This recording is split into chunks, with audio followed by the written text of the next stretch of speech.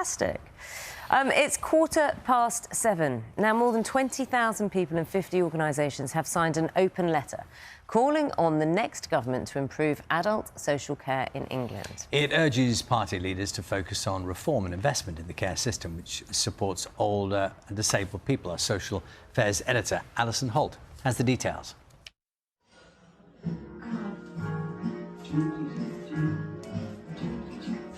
My mum has dementia. She was diagnosed at the age of 81, about 6 years ago now. I've got you. Are you all right?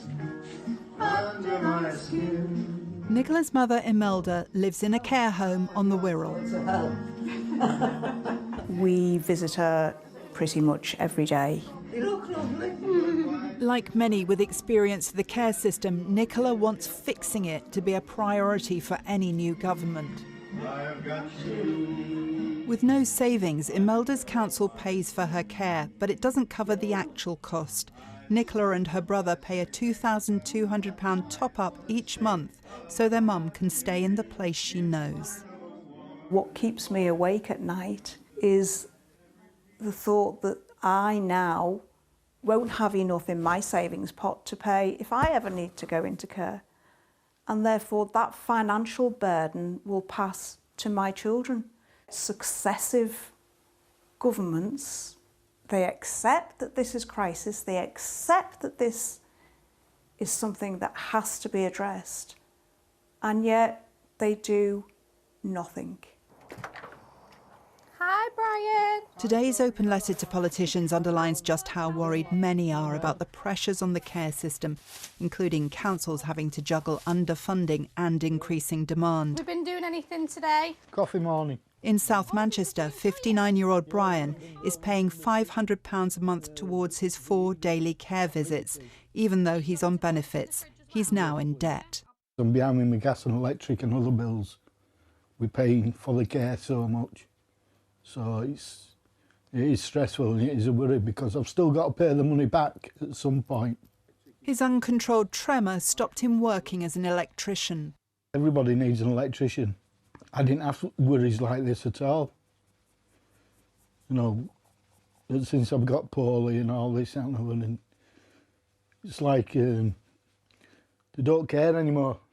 Staff shortages are another major problem, but Courtney works for a care company that tries to keep workers by doing things differently. She's paid for the hours she's available, not as often happens just for time spent with clients.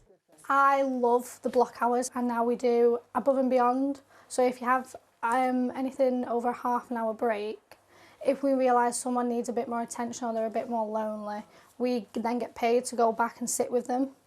For that to happen more widely, councils would need to change how they buy care. The boss of Courtney's company wants a national plan. We need to really recognise the skills that this workforce have got and support them to make that difference. But on the flip side, we've got to pay them properly. And Nicola is looking for reassurance that whoever forms the new government will take action. What would you say to politicians? Prove that you really want to make a difference. Have the courage to do something about it. Just do your job. So deep in my heart. Well, our social affairs editor, Alison Holt, has been looking at your questions and joins us now. Alison, morning to you. Morning, shall we start with Anna's question? Anna's from West Yorkshire. Now, Anna wants to know, how will each party reform our social care to free up emergency services to do the job they're meant to be doing? Well, I have to say, a lot of the people contacting us, social care keeps coming up from people who've filled in the form on Your Voice, Your Vote, among them Anna. Now, there has not been that much detail or discussion, with a few exceptions, around social care. But the main parties, the Conservatives, say they would go ahead with a planned cap or limit to care costs of £86,000. So that would limit the amount someone could run up during their lifetime. This is England only. The care system is devolved. So the other nations have slightly more generous systems, although many of the pressures are the same. Labour also says it would go ahead with that care cap, but there are question marks for both over whether or not the money is there for it.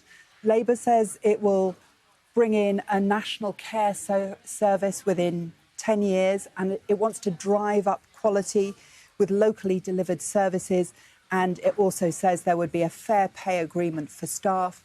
The Lib Dems have had most to say on this subject. They want to put social care at the heart of their plans. They promise free personal care, which is a system similar to the one that exists in Scotland at the moment. They also want to boost the minimum wage for care workers by £2.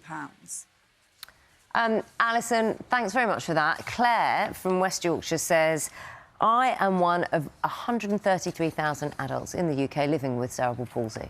Now, what she'd like to know is what each party intends to do to enable disabled people to fully participate in society. And she's talking about including the removal of barriers which prevent people from working. Well, the best social care is all about helping people live their lives in the way that they want to live them, to enable them. What the parties say on this, Labour says it's committed to ensuring everyone lives an independent, prosperous life. It believes its National Care Service would give families more help and improve services for working-age adults with disabilities.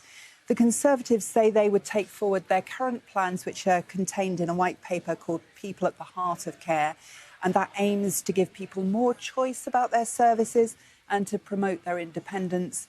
And the Lib Dems say they would provide a truly personalised care service, and they'd use technology to help people access the community more easily and to allow them to do more of the things that they want to do. Alison, thanks so much for taking us through that. It's not surprising we get so many questions coming through, and that's Alison Holt, our